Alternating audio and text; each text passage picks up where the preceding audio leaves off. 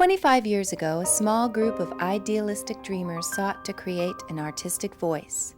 With a vision of only the season ahead, this synergistic group of amateurs and professionals created what would become a self-perpetuating forum, a home for those with the dream of reaching out to an audience, a learning place for those on either side of the footlights, a crucible for distilling an artistic message through movement and spoken word. A quarter of a century later, the echoes of those early endeavors still ring true, in the voices that fill the stage year after year, in the memories of seasons past. Stories that pull back the curtain, bring up the spotlight, and offer a small glimpse of what the Celebration Company and the Station Theater are all about.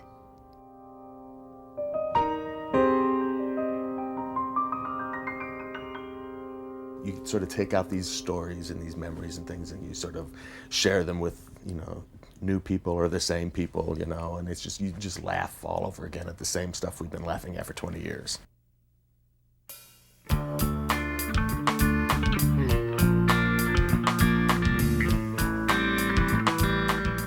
I, along with a few others, felt that there wasn't enough being done in what we would call then experimental theater. And, at night after studying, we'd play canasta, go out for beers, whatever. So this just, I kept talking about it. There was a group in the space called the Depot Theater that was primarily the English department who performed plays here 4 or 5 times a year. And I'd been invited to direct for them. They didn't perform in the summer. So I, with this little nucleus, I think, of 12 people, rented it for a very low fee for the summer to start producing under the name of the Celebration Company at the Station Theater. Well, there had been rumors or talk of the space was going to be torn down for a parking lot. I thought my loyalties, and I was, again, kind of the organizer of the Celebration Company, among a few friends, raised, I think, $6,500 as a down payment to buy the space. I did this under the Celebration Company at the Station Theater. The Depot group found out about it, was very angry about the actions I took to procure the space. We had gone to a community theater contest with Story Theater, and returned home late that evening and came into the space, and it had been stripped.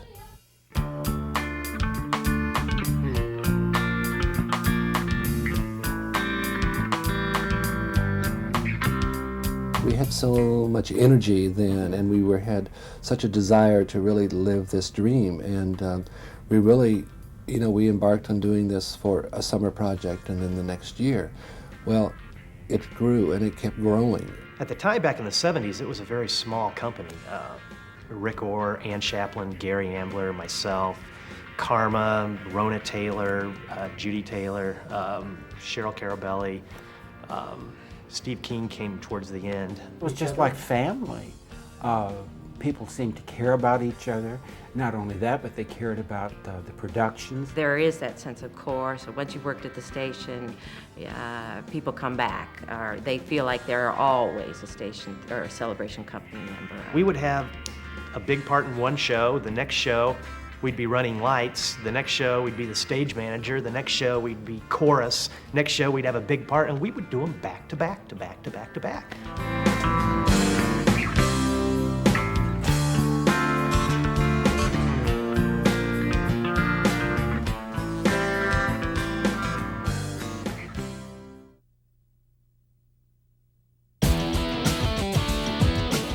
I think it all sort of comes from where we came from, from like the late 60s, early 70s. If you were involved in the theater at that time, you were, I think, thinking about what was sort of cutting edge and what was going to shake people up a little bit. We wanted to do things at that time that were really avant-garde. This kind of theater probably doesn't exist much today because we're no longer shocked by material. Over the years, the station has been very experimental to not as experimental to kind of finding a balance here, which is good. What makes the Celebration Company stand out above everybody else is we're not doing what everybody else is doing.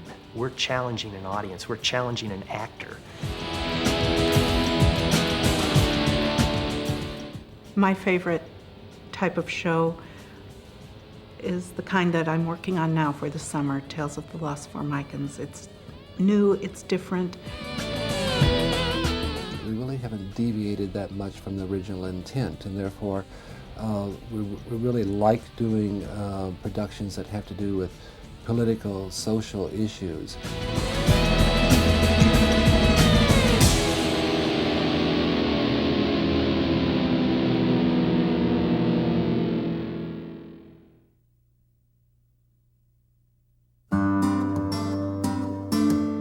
People ask me all the time, what's the best show the station's ever done? That's impossible to answer. A whole bunch of them come to mind. Tracers, The Boys in the Band, Kennedy's Children, Jesus Christ Superstar, Candide, Shayna Madel, Gory Stories. Well, I think any director would say their favorite show is the one they're working on.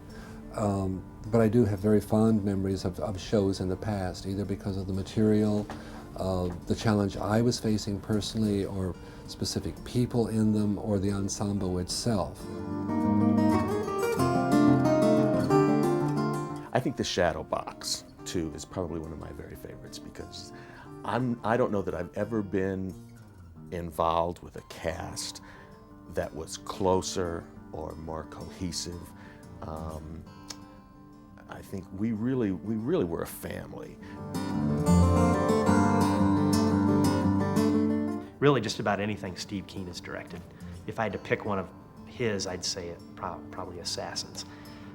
Those, in my opinion, Who's Afraid of Virginia Woolf? I'm sure I've left some out, but just off the top of my head, those come into my mind as being representative of some of the best work that's been done in this space.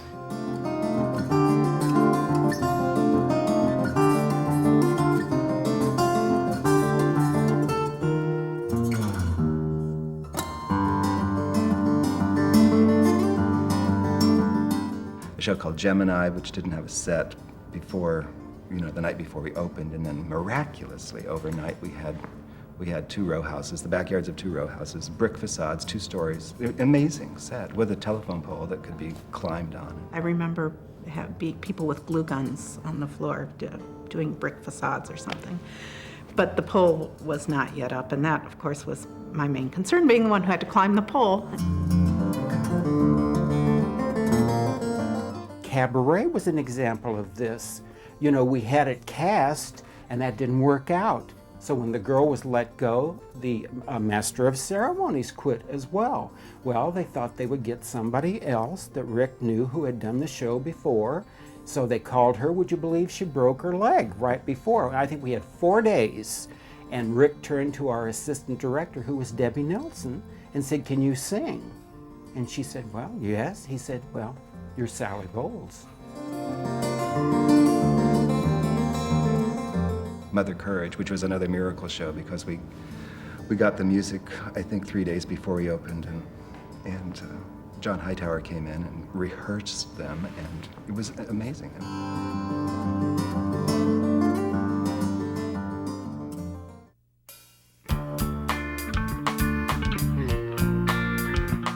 There was one summer in which we thought, gosh, it would really be nice, the first show at 7, and then we'll change it around and do a completely different show at 9:30, which was crazy. I mean, we, thank goodness, had the energy to do that, but after the first show, a set went out the back door, another one came in, and we thought, gosh, the first audience will stay and see the next one. Well, that didn't work very well, and we tried that only one summer. We did Curse of the Starling Class, and in this show, we used a lamb. The lamb would bleat. It would also upstage the main character by relieving himself on stage. So they didn't know what they were going to do with this lamb. So I came up with the bright idea of putting a full-length mirror in the front of the lamb, and it wasn't long before he would come across the floor and run right in and jump into his box and looked into the mirror, you know. He wanted to be a star like everybody else. We had 5 different sets, and the audience sat between each set. And to get from set to set, we had to swing on ropes over the audience heads. There's one scene where I played this soldier. There were 2 enemies, armies, whatever. I had a knife in my mouth. I had to swing over the audience heads, and Charles Lehman had to come up from the other side, and we had to sneak attack on these 2 soldiers and kill them. Then we said our line, you know, long live the king, whatever, and run off. Well, one night, I swang on the rope over the audience head. My foot landed where I was supposed to land, but I didn't have enough balance, and so I started going back and forth over the audience head. Meanwhile, Steve Perry and Jeff McGill, who we're supposed to sneak up on, are trying to act like they don't see me, and they're, you know, doing all this. The audience is going, whoa! I remember Gary Ambler's mother was in the audience. I kicked her in the head. Troy Potoff was on stage. He had the lead role, and he tried to help me by grabbing my legs and swinging me, but he swung me too hard, so I went over the actors, and I kept swinging back and forth, back and forth. Finally, we had to wait for the rope to stop. I had to jump into the audience, climb up on the stage, which was like 7 feet tall, and then stab these 2 guys. The whole thing took like 3 minutes. Charles and I did our line, long live the king, and we were so flustered, we tried to run out. We crashed into each other and both fell over Steve Perry and Jeff McGill, who are now dead. We got up and ran off, and then they're the 2 dead bodies, and they're just laying there laughing the whole time. That was one horror story, and actually, that was the first time that happened. That happened 3 times during the run of that show.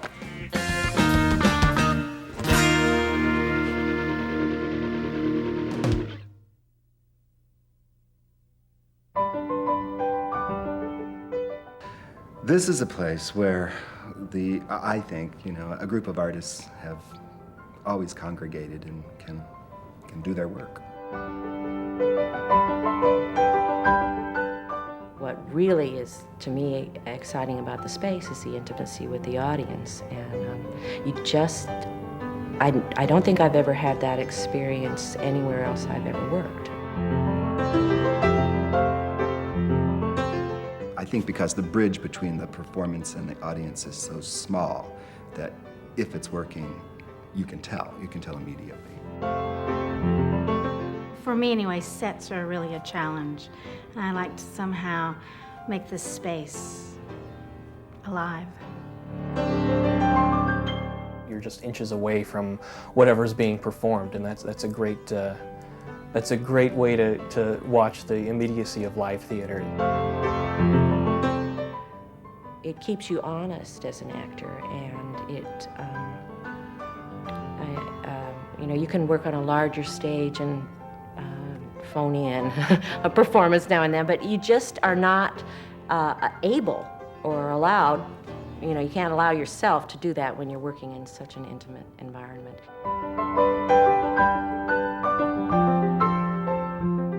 Any production that's done here, I think, okay, let's see what we can do in this space. The seating audience was on a different wall each show, and we only had 4 days between shows.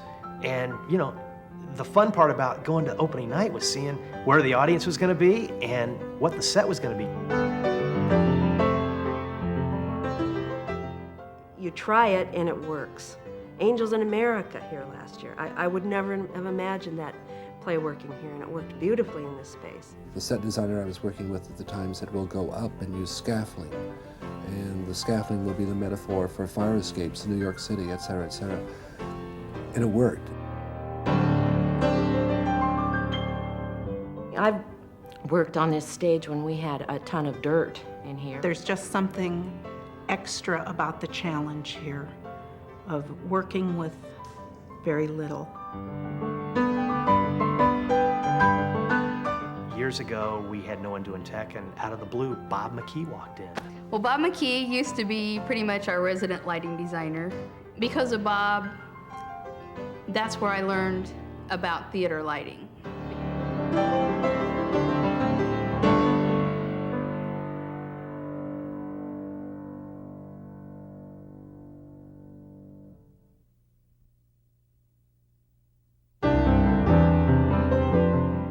we had a vast amount of talent that came through these doors. Not only just acting, but I mean there were technicians that were, you know, superb in what they did. Beautiful voices, Maureen Dodson and Eileen Han and Lisa Woodruff. And, you know, they just felt it was an experience just to work with these people. Plus, they were fun. You get a variety of talents and experience, and somehow the more experienced are charge the environment to help the ones that are less experienced. And so then you see the growth in the inexperienced ones, and then it's a kind of a turnaround. There is that atmosphere of we're all in this together. Nobody's getting paid, so it's not about money. It's not about any sort of prestige or power or anything. It's just people doing what they really love to do. A good feeling of respect. And I think that's very, very evident that we like each other. We understand that we've done our best. A family feeling about the people that work here and want to work here, and other people who keep coming back, because it's become sort of a group of people who really care about trying to do good theater work.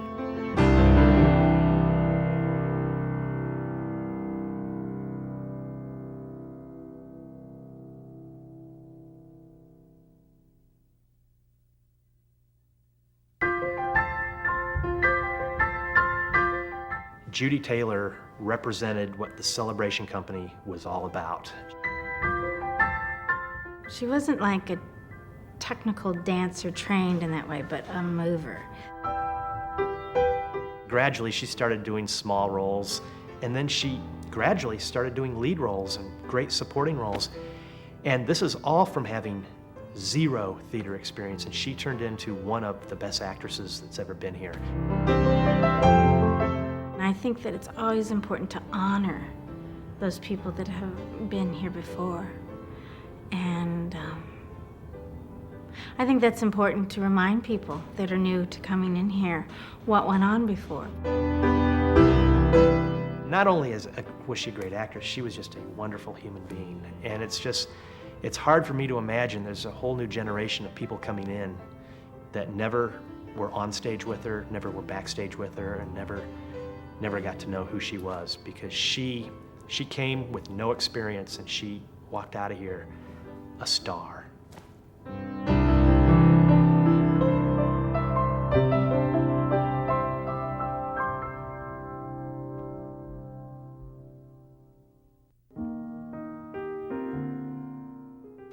I think it's an institution now. People know the Station Theater, especially people who've lived here for a while, and then for new people coming to town, I think they're surprised that such quality work exists in a community, a civic theater. The people that I have talked to over the years just enjoy coming here. There is an intimate feeling that you just don't get like in a large theater. There's a feeling of just being part of what's going on.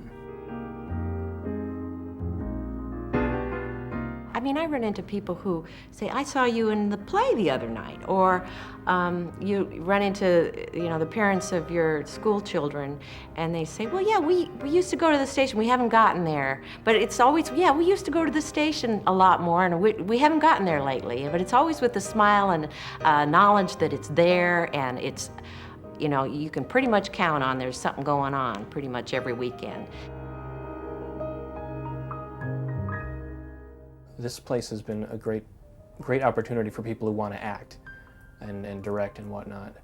And also for the people who come to see the shows, it's fantastic. There's a lot of stuff that has come through here that they probably would never be able to see. It obviously has filled a lot of needs for a lot of people, as well as being a stepping stone to go on to other, things. And a lot of people have that were here at one time.